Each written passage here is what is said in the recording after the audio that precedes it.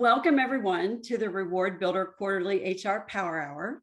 Each quarter, we assemble a panel of HR experts to discuss important topics and share best practices, identify trends, and honestly, just learn from one another.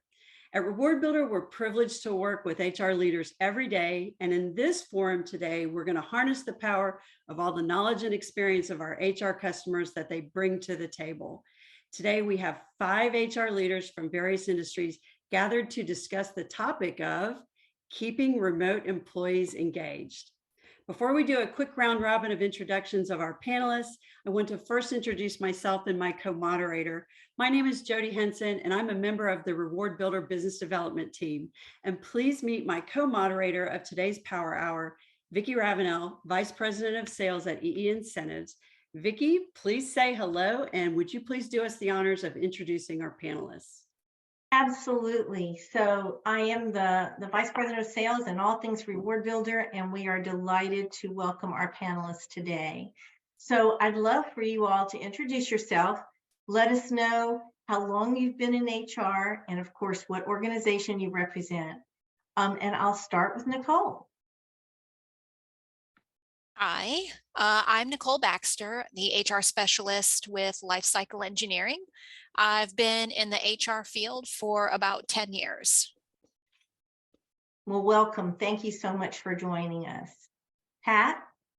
Hi, I'm Pat Tyner. I have been in HR double what Nicole has been for about 20 years now. And I am the VP of HR for ASCOM US and Canada. Welcome, Pat. Thanks for joining us. Melissa? My name is Melissa Gower Siegfried. I'm an HR administrator, also with Lifecycle Engineering, based out of Charleston, South Carolina.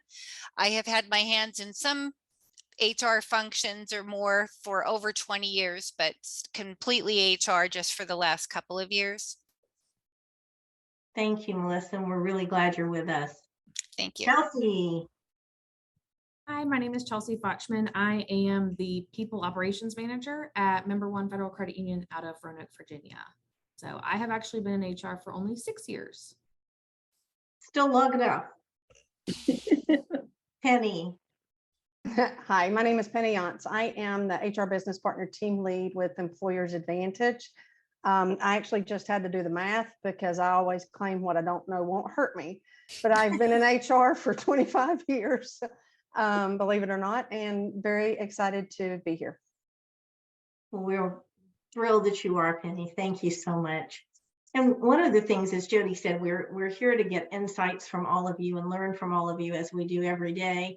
But the other thing we hope that this will accomplish is that you all will form a network. So you'll meet some HR leaders you didn't know before, and you'll have each other to reach out to. So at the end of the Power Hour, we will provide everybody with each other's email addresses with your permission so that you all can exchange information with each other too. So I know that Nicole and Melissa are together a lot, but I think you all are just meeting the rest of each other for the first time. So anyway, welcome. We're thrilled you're here, and thank you again for taking the time to participate.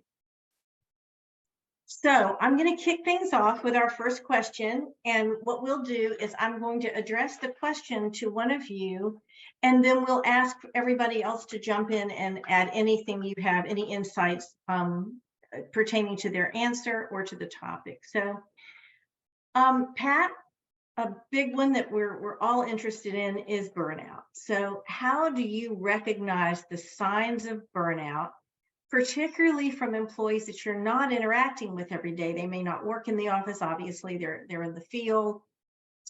Many are doing their jobs, but they may not be as engaged because they're not there. So how do you know when it's time to really engage them or re-engage them? And we're all talking about the quiet quitting now. Yeah. How do you combat that, and how do you recognize those signs before it gets to the point of no return? We touch base with all of our employees on a regular basis, not only their immediate supervisor, but here in HR, we always reach out just to make sure. And, you know, once you know your staff, you kind of know the way they speak to you, whether they're, you know, feeling overwhelmed or if they just don't have that energy or focus. So we check in on them constantly. We also look at their productivity, if they're making mistakes that they don't usually make. If they're either way, if they're too vocal in meetings or not vocal at all, where they, you know, always, if they're just kind of sitting there doing nothing, you know, something's up. So we'll check in with them on a one-on-one basis. We do a lot to make sure that they are always engaged and involved, and we try to give them the tools, you know, that they need. We do a lot. We have our mentorship program that we use, especially with new hires. It's kind of like the buddy system when you're in kindergarten, you know, that they can have somebody specific they can check in with and learn from. We do monthly town halls where the entire group is together. And it's a quick, just kind of like power hour. It's an hour. Here's the state of the business. Here's what's going on. Here's all the new stuff. Here's what we have coming up for you. And just keep them engaged. We also, you know, we tell people we have a lot of remote employees, but we're also hybrid. And we do make a point to bring them all together at least once or twice a month. And just, you know, just to collaborate and get to know each other. That's excellent. So one of the things I heard that really resonated with me, and I'll get everyone else to weigh in as well on their practices, but I love how you said we call them together and give them a state of the business, because one of the things that I think is so important for engagement is for people to feel like they're a part of that family and they're really a part of understanding what's going on. We have, that's a big thing in our culture where we work. Our own feels very, it feels it's very important to always kind of let us know what's happening. So I love that you said that. And I think that probably does lend itself to people feeling tied to the organization. Absolutely. You know, we all know our department and what's going on in our department. But I mean, as HR leaders, you know, we know at least, you know, you might not meet these people if they're remote, you know, for a few months, but you know the name, you know where they're attached to. But getting everybody together and having that face-to-face and just telling them, hey, this is the sales department, this is what they're working on, or here's, you know, R&D, and this is what they're developing this week. It just makes everything click. And you know where your part of the puzzle is. So it really does work. So. I love that. And they actually, our employees ask for it. If we don't have one for some reason, they're like, hey, what happened to town hall this week? So it is something that it's been very successful. Successful. That's I did have a question for you, Pat. You mentioned that you encourage your managers to kind of reach out to their employees to kind of check on them to make sure they're not being burned out. But you also mentioned that HR reaches out individually to employees or maybe as a group. What have you found is the best kind of form of communication for that reach out? Do you make phone calls or is it email usually, or? It depends who you're working with. You know, we have the whole gamut, and, you know, in this ever-changing atmosphere of our work environment, some employees like us to pick the phone up and actually give them a call. Other people like texting. You know, we use IM a lot, email. It just depends on the employee. Right. I'm always curious to hear what other companies find effective for their you know, company-wide communications, because it's really hard to tell a lot of times when you send out a mass email if people actually read it. It's HR. You know, or if you get any, I know, or if you don't get any reaction. So it's just, I was curious to see what form of communication you used for that side of it, just to kind of gauge the burnout side.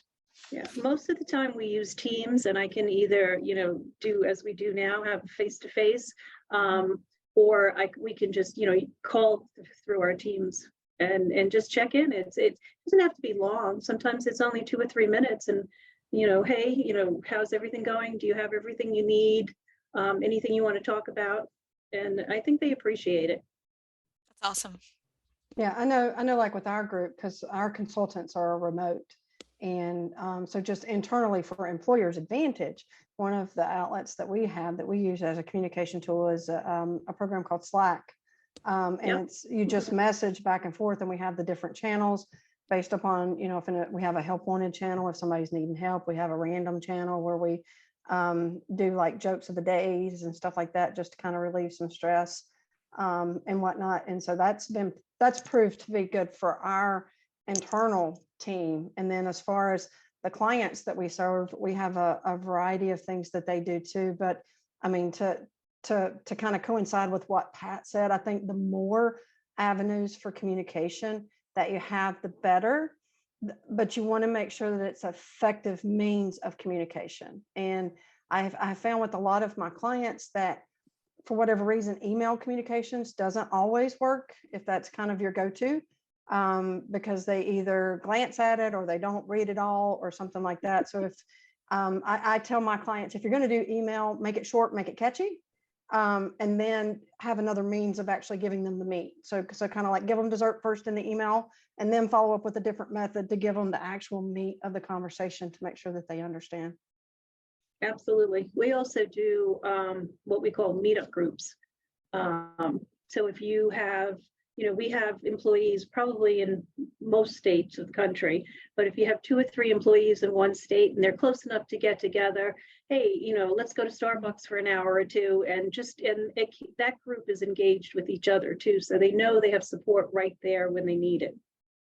Yeah, one of the things we do internally, again, within the Employers Advantage team, is on every Thursday, 9:30, we have coffee break. And so if you can log on, great. If not, no big deal. The only rule of coffee break is you cannot talk about work. And so we talk about, you know, whatever, you know, hopefully you have coffee. If not coffee, hopefully you have tea, you know, whatever. And it's just, you can get to know your team. You get to know who you're working with, but then that also helps with the signs of burnout, because it's in those moments when we have that safe space that if we are feeling frustrated, whether it's work, whether it's the kids, whether it's the PTO that just had, you know, turmoil because of some soccer game or something, you know, you can just vent for whatever mode that you want and get a second opinion, or talk about your favorite recipe or your new diet that you're on, or just whatever. But it's our team really enjoys that. And we've seen some of our clients successfully implement that. I had one client that was a gaming industry. And so they are not early risers. And they preferred, like, I think it was, they developed a beer or wine hour, and it was kind of after hours, but everybody could, you know, get your favorite beverage, and then they would get on, similar to what we do. And the one that we do is a Zoom call. And so it goes nice, and it helps you to kind of know your employees, get a feel for what's going on in their lives, and kind of just having some random meaningless chit chat. Is that a half hour or an hour? What works best for that? Because I like that idea. Half hour. Yeah. Half We, hour. Okay. and sometimes we run over if we get into a really engaging topic, but normally not by much, because we don't want it to be cumbersome or burdensome, but just a real, you know, quick chat. And we usually have 4 or 5 people every time. It may not be the same people every time, but if you do decide to do it, make sure that you have at least 1 or 2 people that are committed to kind of always be on it. And then that way you can make sure that someone's logged in. And it's funny because we have the Slack program. And so there was one day that I logged in because we have a couple team leads. And so we try to make sure that one of us is on. And there was one day I logged in and nobody joined. And so I went into the random chat channel on Slack, and I sent a YouTube video of, I think it's Eric Carmen, the All By Myself song. And that was just like, then people started pouring into the phone call as soon as I put that out there, because they were like, oh, I forgot, or oh, I thought it would, you know, you would have already hung up by now, or something like that. So it was fun. And then that kind of launched the conversation for that day. I love all that. Chelsea, Melissa, anything to add on that particular topic? Great feedback there. It's interesting for us because we haven't always had remote workers. It's kind of I mean, that was brought on by COVID. Otherwise, everyone was always in office. And so that has been a completely new dynamic for us to shift to, and to try to keep those people that are remote, we're not getting to see every day, to keep them engaged can be difficult. I think it's important to get to know your employees now more than ever, to see, what those people need, especially from afar, and build those relationships so that they know that they have HR to reach out to, and it's not the scary HR. We truly are here for you and want to make your life better at work. So that has definitely been an interesting dynamic over the past 3 years. I agree with Chelsea. Our HR department is really good, and we really do get to know our folks, as many of them as there are, and you get to learn what kinds of communication they prefer, how much follow-up you need to do, and we really do try to personalize our responses. It's not just canned answers. We tailor it to the individual and follow up quite a bit, especially people that might need a little extra hand holding or a little extra support. So yeah, I agree with everything that the ladies have said so far. Well, that is really, some of those ideas are awesome. So I love the regional network event that you talked about, having people get together that are in the same area. I had never heard that or thought about that. And then the coffee break is awesome. And, when we go to the SHRM shows, and we go to a lot of them, you realize how much fun HR is. And, we're in a fun business too. We're in the reward and recognition. It's an uplifting business. And I think, that's why HR and incentives are such a good marriage, because we are, at the end of the day, trying to create a fun and engaging environment for the employees. Yeah, we got to work, but there's no reason it can't be fun. So I love all of those ideas. That's awesome. All right, Jody, well, I'm going to pass the gavel to you, girl. Great. Well, thank you. And by the way, I just have to mention, I love the sending the all by myself video. That's so creative. That's so great. I love it. So just moving on, just want to throw another kind of a challenge question out to the panel. There's so many challenges in managing a remote workforce. It's hard to not see them in person every day. So if you wouldn't mind sharing with us, how do you create an engaged and a motivated work environment that goes well with your culture?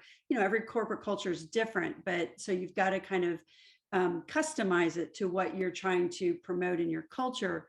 But we would love to hear some of your successful best practices and things that you might have implemented that help synergize that work culture that you're creating, and how it makes your employees very specifically more successful. And, if you don't mind, Nicole, would you kick us off with that? Give us your thoughts on that. Sure. I would say that we have a few programs that we try to use to help engage our employees. One of them is our wellness initiatives, and we try and do one each month focused on a different topic. One that we really get great response from our competitive employees is Walktober, and it's a step competition in October.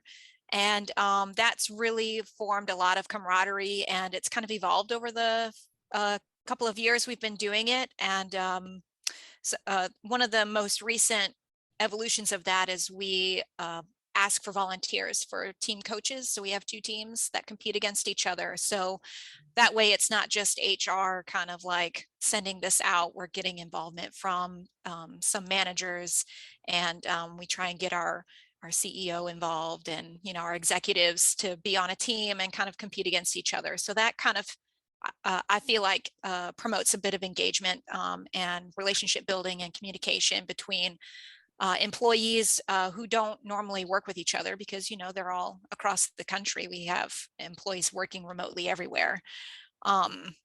So we found that is a really good way to engage our employees, at least in the month of October.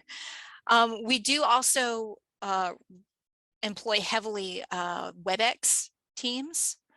And so we have some different group chats that we've kind of set up for that. So we have like an HR notification group that we have everybody in, and we have a water cooler chat, so a company-wide water cooler chat space for people to pop in.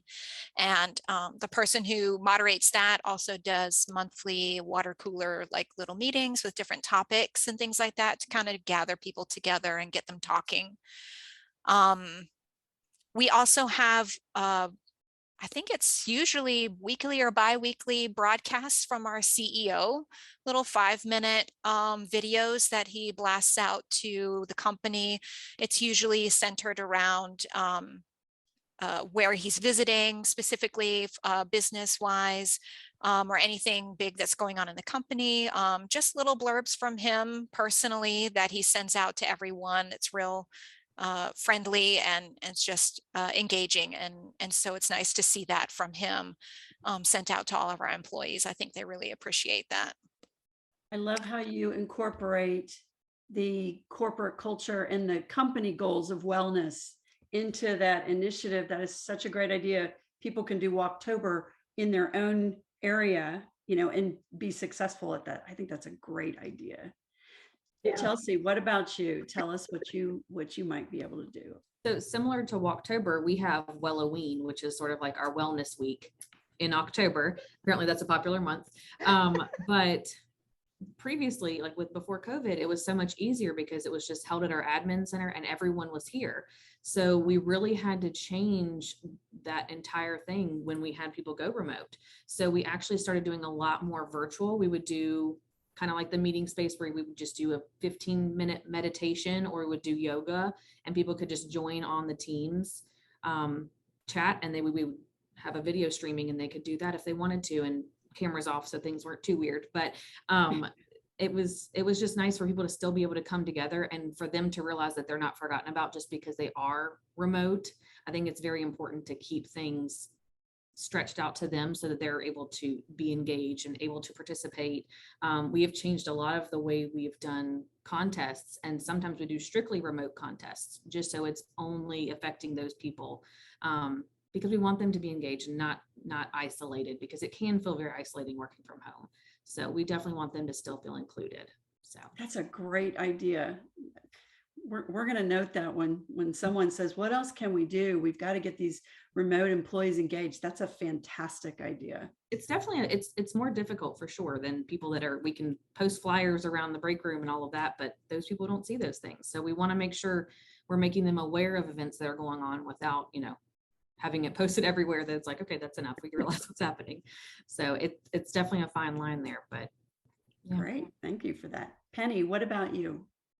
Well, we do a variety of things. I mentioned the coffee break, and then we have a weekly team meeting where we update kind of, and this is for Employers Advantage, but we do a weekly team meeting where we update clients, pending clients, new team members, everybody. Like if you attended a training session or something like that, you can do a brief blurb about what you learned or what you brought back.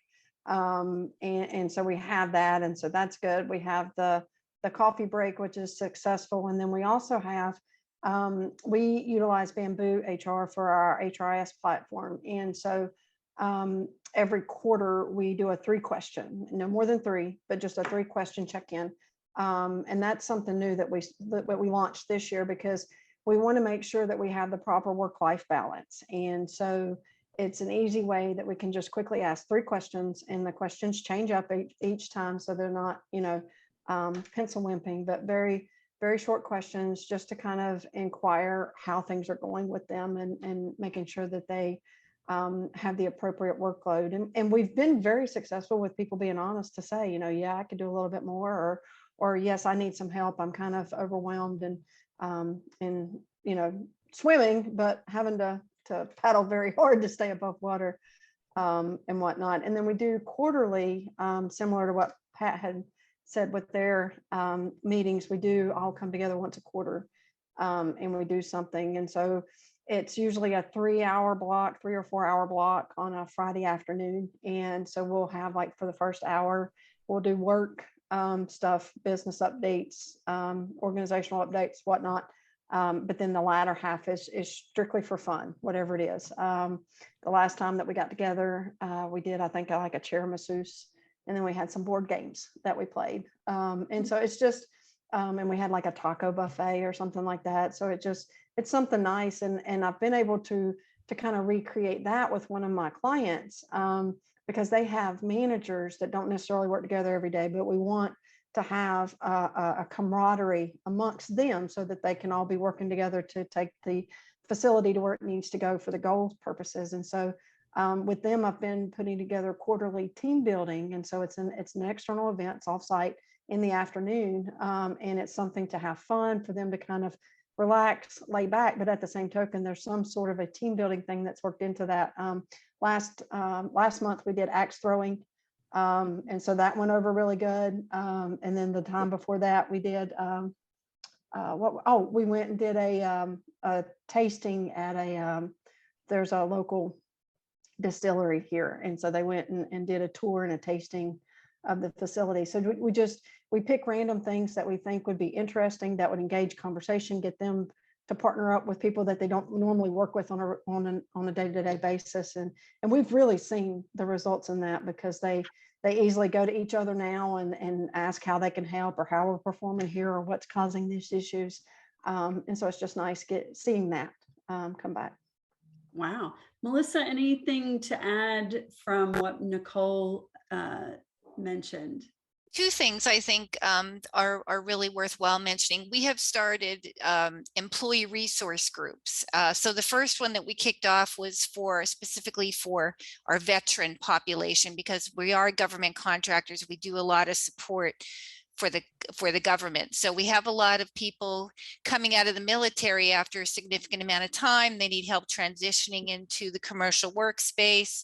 They need help understanding benefits and just in general how things work in the private sector as opposed to working for the government. So it's a camaraderie and support for those individuals. And there's usually a champion manager who participates. And then there's several of us from HR that participate. So, and these guys are all across the country at different locations. So they get a lot of information in one setting with this ERG group.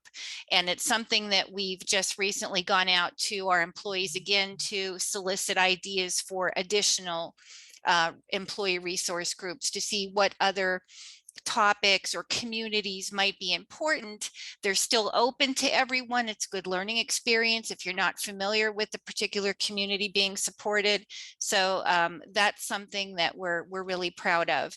And the other thing that, and Nicole had a big hand in this as well as part of our wellness initiative, we launched an app for our employees called Wise at Work late in April. And basically, it gives employees anywhere from 5-minute to 20-minute little meditations, little podcasts or talks about stress at work and overcoming difficulties at work, how to approach colleagues, how to deal with criticism, just little things that you can, take as much time or as little time in the day as you want to participate. And we set it up as a challenge as well. So there's going to be some incentives for people that do, as Nicole, 20 days worth of these little 5-minute or 15-minute or 20-minute programs. And it looks like it's been pretty successful so far. We're still right in the middle of it, but we are contemplating offering that as a permanent resource for employees. So it's got a lot of good feedback so far. And I know personally, I was very excited about it. And I think a lot of our employees are as well. Again, super, super creative suggestions. And I have to interject something really quickly. We get the best information and ideas and suggestions from our HR Power Hour panelists. It blows us away, the stuff that we hear. And it's just so fresh and invigorating for all of the HR managers. It's fascinating to hear all the different ways. And I hope each of you are getting some other things from one another as well. And Pat, I want to also tap you. Tell us what you might be doing in terms of the remote workforce. Well, as I said, we do the meetup groups. We also have a volunteer day program. And we give everybody, up to 8 hours. You could do it in 4-hour increments or the whole day, doesn't matter. And go out and help the community. And you can do it wherever. So a lot of the departments, they all go out as a group. Sometimes, like tomorrow, the HR, finance, admin team are going out and doing something fun and helping the community and get to know each other. Because, we all work together, but we all work apart. We're all doing our own stuff. And yes, I know, the person down the hall, but on a business level. So it's nice, even in HR, we are people. I know most people think that we're the ogres, but we are people. And, we're fun too. So they get to see a different side of us also. We did try the wellness program. We had a cooking class, a remote cooking class. 3 people showed up. It wasn't a success, but I do like the Walktober idea. So, but yeah, it is hard, and we're always trying to come up with different ideas ourselves. So I'm taking notes because there's a lot of stuff that I do think we're going to give it a try. That's great. Well, thank you. Thank you for that. Pat, Vicky? go ahead, Penny, I'm sorry to please. interrupt, but Pat, talking about the cooking class, actually reminded me. So there was one day that we took an afternoon and did we weaved a blanket. And so there was a company out there, and so we signed up with them to do it, and everybody picked the color of the yarn, and this was a whole package deal. So they shipped us the boxes with the yarn, and then we were on video, and the guy that was facilitating it recorded it, so that way they could email it out. So if there was anybody that wanted to do it again or wanted to add on to their blanket or something like that, then they could. But imagine 10 of us, male, female, all of the ones that wanted to participate got on. And so we're literally sitting in our living room floors or our kitchen floors, dining floors, whatever. And we're arm weaving this blanket. And then everybody shared their results afterwards. And that was pretty cool too. That's a cool idea. There's so many things out there that's available. Yeah. But one of the keys, and I think that the ladies on the panel here probably know this, but for those that are watching at home later, the key to it is getting the leaders involved, not just the employees, but involving HR, involving finance, involving the folks they might not see on a normal basis. Because if they see those individuals participating and enjoying it, then it shows them how much of a priority it is for the organization. So I think that that's a key component to whatever you put into place for this. Yeah, I did want to add too that, part of engagement is making sure that the employees are feeling appreciated. They're being recognized for the contributions they're making to the company and how that's affecting, the company's bottom line, really, how you're helping the company do better. So I know that on our side, we have really tried to push more for our managers to recognize the individual contributors, so we have an employee recognition program, and Melissa's kind of been heading that up, kind of trying to reinvigorate that. Using Reward Builder a lot for the gift card side of it. And, just trying to really encourage and coach our managers to make sure that they're showing that appreciation to their employees on an individual level. So I think that's really important for the engagement side as well. And that shows that they buy in and are aware of what's going on with the whole workforce, whether it's remote or in the office. Very if important. I could add, one thing I just remembered, what we do also for our team members too is, everybody has their office, their corporate office decorated with pictures and stuff.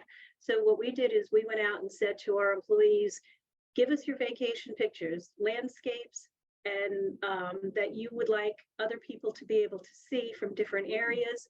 We labeled them, we got them blown up, labeled, and this is print by so-and-so, it's Alaska, whatever, and they're all up around the office. And it's kind of cool when people come in, they're all walking around and seeing not only their own stuff, but they can also look and say, oh wait, I've been there, oh you live over there, and it opens up conversation. Great idea. That's yeah. We We have a client that is a pet I'm trying to think what it's, I want to say pet hotel, but it's not really a pet hotel, but a pet resort. And so one of the things that they do, similar to what Pat said, is they take, everybody there has pets. Because you kind of have to be an animal lover to work with pets. And so they actually brought in their pets and did like a photo shoot and put the pictures of the people's pets and put, you know, who the owner is in the bottom corner and stuff like that. So, I mean, find what works for your industry, but there are so many ways. Kids drawing contests, I've facilitated a few of those. And if people have kids, that's a super way of getting them engaged, is by getting their children engaged. So there's a lot of different avenues. Great stuff. Great stuff. Vicki, I'm going to hand it back to you. Yeah, I can hardly move on because I'm so excited about everything I just heard. And it's so funny that you said that, Penny, about the pets, and then Pat about the vacations, because Holly tells us all the time that the most interaction we get on social media is when it's something personal, or when we post pictures of our pets, or, you know, you all get our newsletter, so you've seen us, you know, talk about what our team is doing or our team's pets. And, you know, that's something that brings remote employees together, you know, and you can do that online. You know, Pat, you said, you know, people are posting them, but you can actually do that online. And I think, again, just like we talk about HR leaders being human, the employees like to know that they, you know, they have lives out of work too. And it's so great to help each other get to know each other, maybe through a common interest. And when you talked about the, I call them special interest groups, but I think you call them employee resource groups. But how wonderful that people can find commonality and share common goals there, and get to know a group of people that have those common goals, or that may, you know, they may not have ever interacted with before, or you know, had the chance to get to know. So I love that. The app with the podcast, brilliant. That is so amazing, and that can't be that expensive. So that's something that I think a lot of companies could do. And then you talked about the CEO kind of broadcasting. One of our customers has 190 sales reps, and they call on, they're a finance, kind of a bridge loan company, and those sales reps call on merchant partners that use their finance services. And each of those sales reps have our Reward Builder, use Reward Builder to thank their merchant, sort of thank them for a meeting or whatever it is. But where I'm going with this is that each of them fall into a group of regional managers. And the regional managers have just started doing something that it resonates with what you just said. They are posting, like, let's say the regional manager's name is Pamela, and they'll post, where in the world is Pamela? And when she's riding with one of the reps, she does a broadcast with that rep and blast it out to her other reps and say, hey, here's what Pamela and Johnny are doing today, and here's where we are, and here are the merchants we're calling on. And it kind of reminded me of that. And that's a way to keep the team going, oh, you know, Pamela will be in my region next, or whatever. So it's just so interesting to hear all these things that really do bring us together. And as Chelsea said, you know, remote working, what about the days when you could just post something on the bulletin board in the break room and everybody could see? You know, we just don't have that luxury anymore. So anyway, I can barely move on because it's all such great stuff. But all right, so I think this is probably going to be a simple one, but I know you'll all have insights. So Penny, in the organizations that you represent, are you finding it easier to attract that broader group of employees by offering hybrid or remote work situations?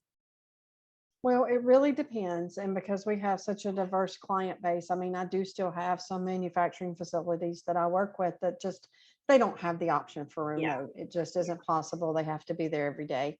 But for the ones that do have the flexibility to do that, I do think that it is empowering. And I do think it provides them with a little bit of an advantage as far as recruiting and bringing on new employees. But for me personally, I think the sweet spot that I'm seeing with my clients is kind of that hybrid, because, you know, during COVID, a lot of people went home, but they weren't ready to be home all the time. And now they've realized that they love their family, but sometimes absence makes the heart grow fonder. And so, you know, I think some of them are coming back to the office, but more in that hybrid model. And it gives people the ability to be away from home, but then they also gives them the flexibility if they do need to do things from home. And so I think in my world, I think that's kind of the real sweet spot where most everybody is, that has the ability to do that. Great. Anybody else want to add to that? I mean, I Chelsea? agree with Penny that Okay. it opens up the playing field a little more. You know, we allow people to be either remote or hybrid remote. And yes, sometimes you want to just come in for an hour and two and just get some stuff done in a quieter space. So, you know, it has helped us a lot when I tell people, you know, I said, look, hybrid to us is if we need you in the office, it's at least 3 days a week. If we don't need you in the office, that's between you and your manager, and it works out well, because some people are here every day because they want to be. Some people are here every day because, you know, we have a warehouse setting. Other people I see maybe once every 2 months, or when we have an all company gathering. But it has helped and made hiring and recruiting a lot easier. Do you find that employees are demanding it? Anybody? Demanding to work remotely and saying, you know, I'm not interested in the job if I can't work remotely? Are you finding that? We are in some of our specialized fields, like our engineers, because they're used to working by themselves. So, you know, I've had a few of them say, well, if I can't work when I want to work, whenever I want to work, then I don't even want to come in. Chelsea, what are you finding? So I think it's interesting because, like I said, we weren't remote at all. Like everyone was on site. So that has definitely shifted a lot. I think there is an influx when we say either hybrid or possibility of remote. But again, it's like Pat said, it's specialized positions only. We have a lot of people that right out of the gate, their first week, they want to be at home. Well, that's not going to happen. I mean, we have the 90-day onboarding process that we want them in the office to, you know, recognize that culture and see that, and, you know, get to know their team and build that bond with their leader. So I think that is kind of a hard concept for some people to grasp. They think that at home is at home and it's not going to be more of a hybrid. And I think hybrid has been better for keeping people engaged, just because, you know, they're getting some of that camaraderie and, you know, just walking around and I'm going to get water and, oh, I got to see someone I don't usually get to see. So I think that helps to keep people engaged and truly present.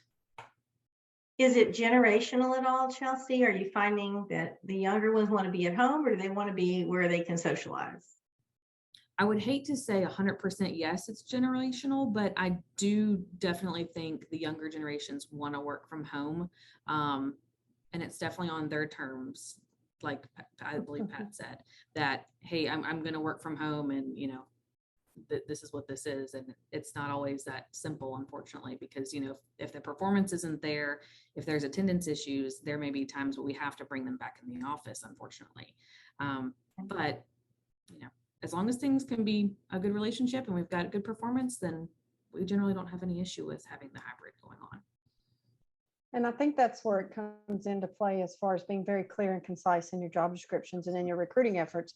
Because if you have everything in there, then it kind of helps eliminate. So if it's not an all remote and you label it as such, then you typically don't get a lot of people applying for it if remote's what they're looking for. So is the key to that in the interview process, all of it. So. Nicole and Melissa, what are you finding?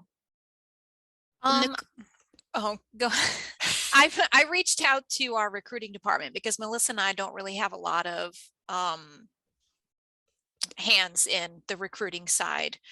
But I think for them, it's broadened the pool for some positions that they try and fill, you know, because now since we're not requiring them in all positions to be in the physical location of the office, it's kind of allowed them to broaden the net for the specific positions that can be remote.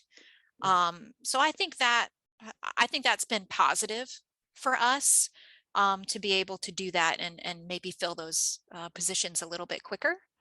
And I think if we can keep our remote engagement up and just keep improving that, I think that we'll be able to, keep that momentum going.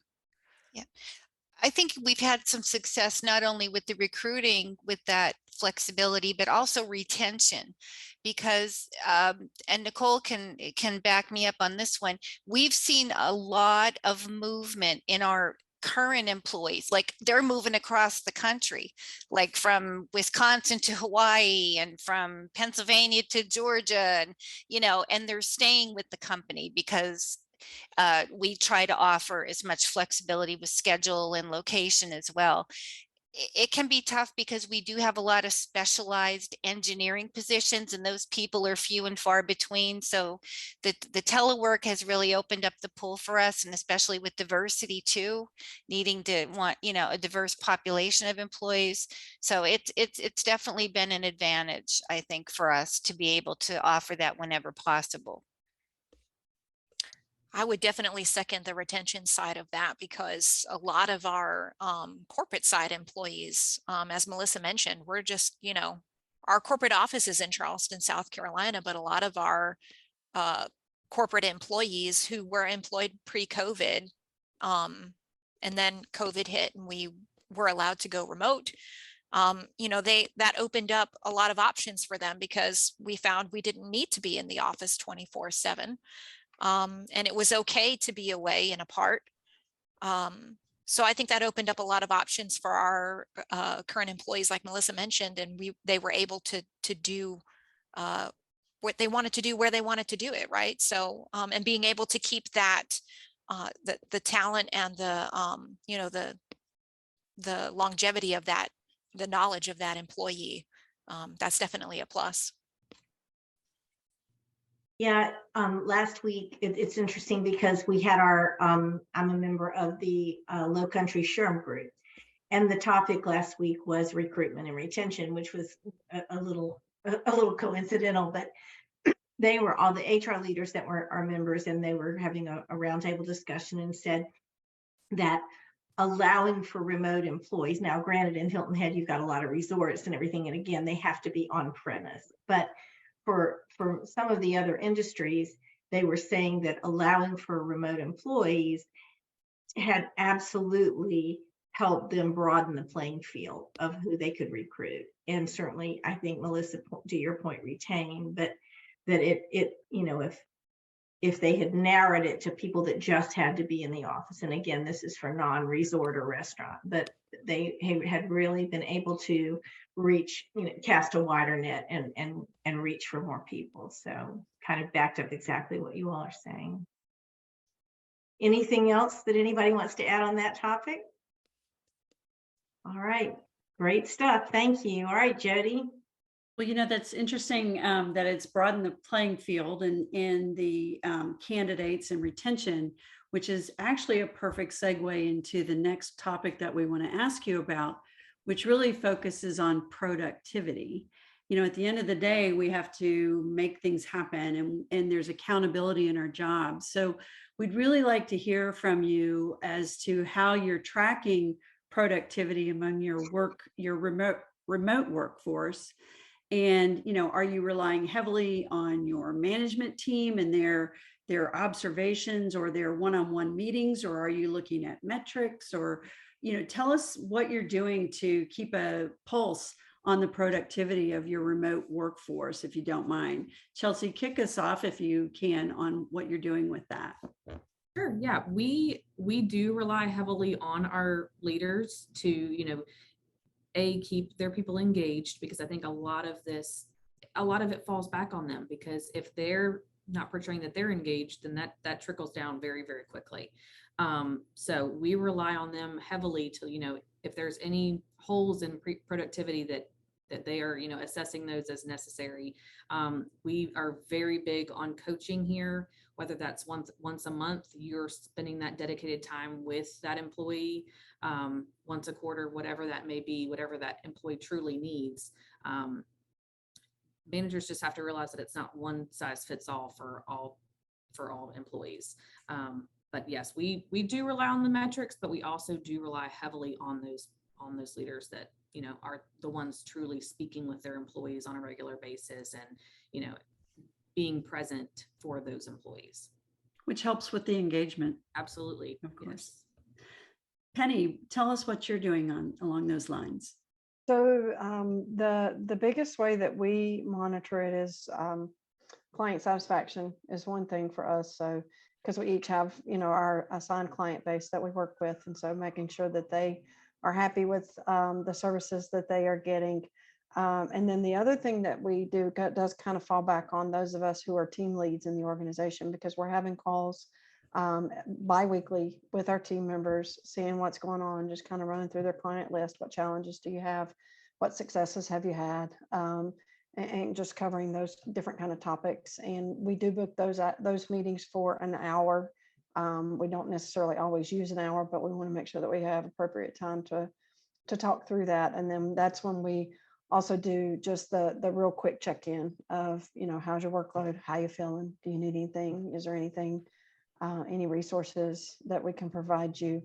And so it's just to what Chelsea said, we do have metrics, yes, but it's more on the personal touches and the managers, in our case, team leads, following up with our business partners, just to make sure that they have what they need and that they feel like they can be a success. Interesting. Great.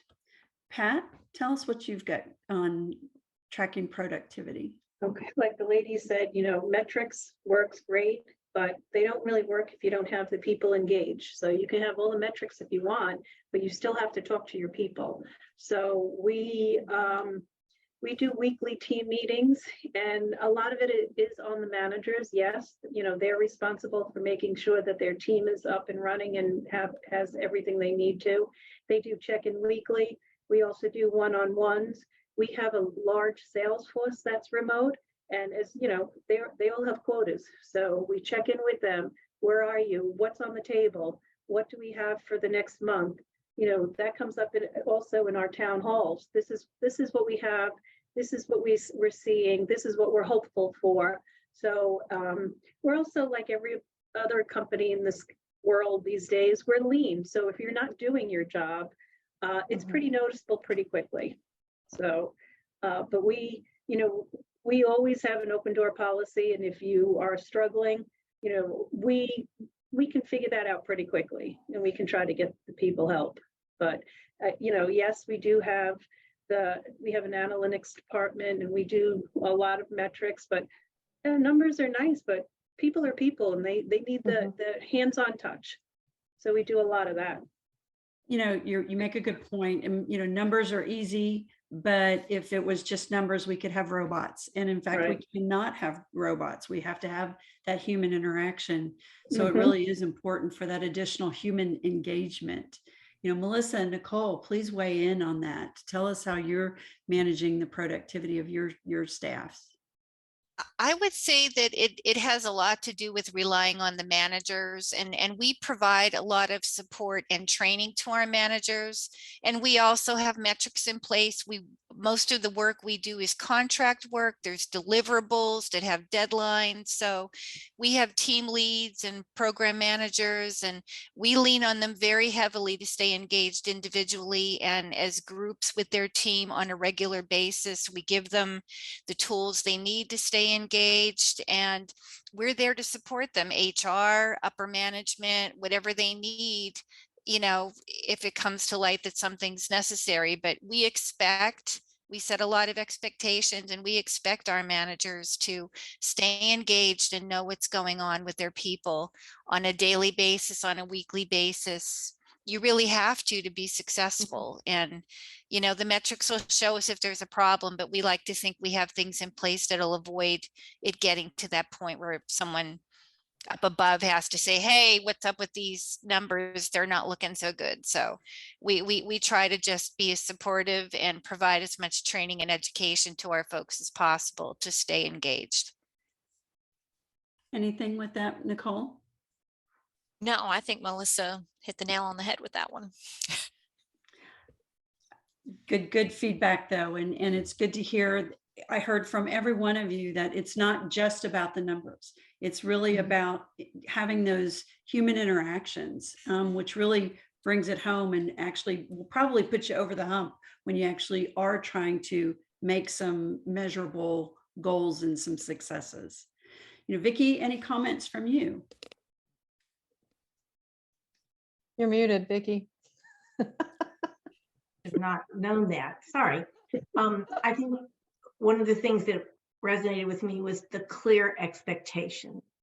And I think that's a place sometimes where people fall short, where companies fall short. And that's what gets companies in trouble, because then you're delivering some very bad news to an employee when they potentially didn't understand what was expected of them. So I love that you all brought that up. And I love that you're saying that you're empowering your managers and in fact, relying on your managers to carry the message.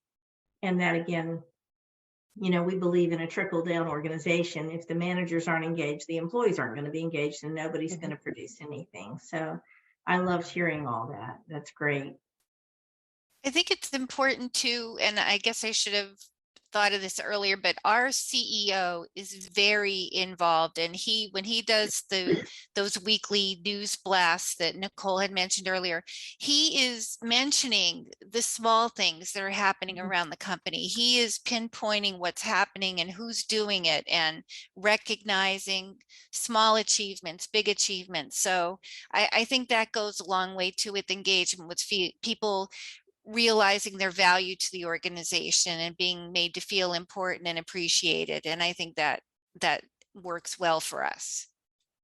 And Melissa, you just echoed, of course, everything that we speak about all day, is that recognition doesn't have to be expensive or elaborate, but it does have to be meaningful, and it has to be relevant to the behavior, and it has to be in every chance that you can as close to the behavior occurring as possible, because Right. then you have a real good chance of replicating the behavior. If someone does something and 3 weeks later you go get a Target card and say, oh, when 3 weeks ago you did something great, you know, we'd like to thank you, it loses the impetus. So what you just said is what we try to preach every day, and you're absolutely right. It's that continuous engagement and that continuous appreciation, not just that one time a year. So, Right. And it takes a little effort sometimes to get all your managers on board to do that. And that's one thing we're constantly working on and struggling with, is you have managers that do it without even thinking, and other managers, it takes a little extra effort to convince them of the value of doing things like that.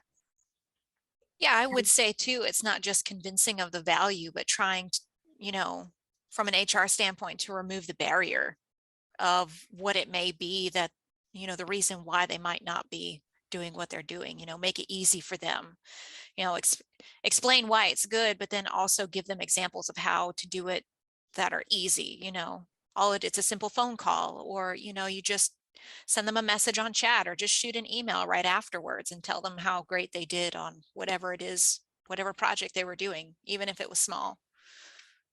yeah, I love that, Nicole. It's that quick to act and quick to thank. And I love that. And it can be done. It's just a matter of getting in the habit of doing it. And it means so much. It really does. And I think in a remote work environment, it actually means even more, because the managers have to make that extra effort, because they aren't passing them in the hallway on the way to the restroom or on the way to the water fountain or break room or whatever. But in a remote environment, if you take the time to reach out, whether an email, whether a text, whether a phone call, you're doing it specifically for that purpose. It's not an oh, by the way kind of thing. And I think it truly means a lot more in the remote environment. I agree. I mean, I'm a remote worker, and, you know, I always appreciate that. And, you know, every chance I can feel more connected, and our team is pretty close, and we we talk a lot, but from management to always, have something that says, thanks, you did a great job or you're appreciated, it really does mean a lot, because you're not there to get that pat on the back every day. So it really Yeah, does. I know one of the things that happened to me lately, and I feel bad because it unfortunately wasn't Reward Builder. We do use Reward Builder in a variety of ways, but this particular one was Sugar Wish, because we use that too. But there was a day where I was just, I have a fellow HR business partner team lead, and so the way that she communicates with her team is through Slack. And at the end of the day, she'll just say W for win or L for loss, because some days you win and some days are just completely really bad days, and you just lose and you start the next day over with a different mindset. And so that's kind of how she gauges. And I had one day where I was just like defeated, like it was just horrible. We had our team call. And I had a couple of people message me and they're like, are you okay? Because you just weren't yourself on the team call. And I was like, it's just been a really bad day. And so then I think it was the next day I got an email that said that I had been given a Sugar Wish. And so you go online, you pick out what you want. And then that next week it got delivered and the card inside said, you needed to be reminded that you're amazing. And that was all it said. And it just those little things just like mean the world when you've had those bad days. So. Right. And when somebody actually picks up on that and doesn't just give it lip service, I love that. That's awesome. What a great story. What a wonderful story to kind of end with. Yeah. So that's awesome. Well, I would be remiss if I didn't not only say thank you for your time today and for participating, but thank you for your business. You're all Reward Builder customers and you're huge supporters of our solution and our company and our product. And I hope you all know that we're always here for you and to help you in any way we can. We try to go the extra mile for all of our customers, but we just appreciate you all and your business so very, very much. And thank you for taking the time today to participate. The insights have been amazing. We will compile everything and be able to give it to you and promote it. So thank you again for your time today.